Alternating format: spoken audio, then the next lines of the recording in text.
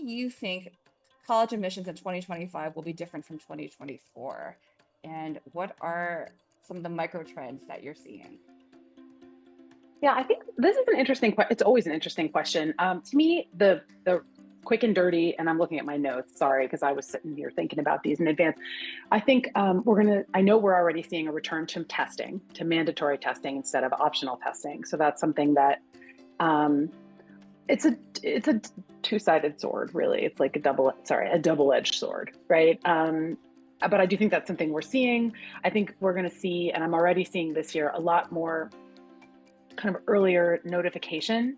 So meaning for students who have applied for regular decision, they are being notified even earlier. And these are yield efforts, right? I read the papers, I read about higher ed, and these schools are struggling. The climate is not one where where there's a lot of friendliness towards higher ed right now. I mean, I think my number one recommendation to people is read. So if you're not sure what your perspective is, would you advise like reading nonfiction books, reading like the New Yorker, the Atlantic's, like staying up to date with the news? I mean, read whatever you can get your hands on. Um, I read a lot of publications and periodicals in particular. I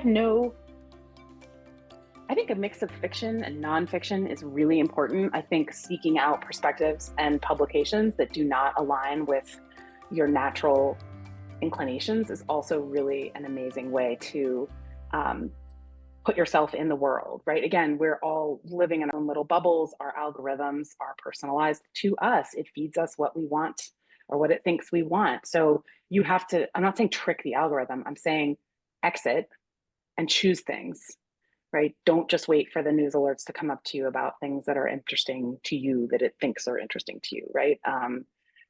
That is really dangerous. And it doesn't make you a better conversationalist or interviewer, and it won't make you a better writer. But if you are able, so going back to the idea of perspective, just quickly, the only way that you can really develop a perspective is to inhale as much experience as you can, right?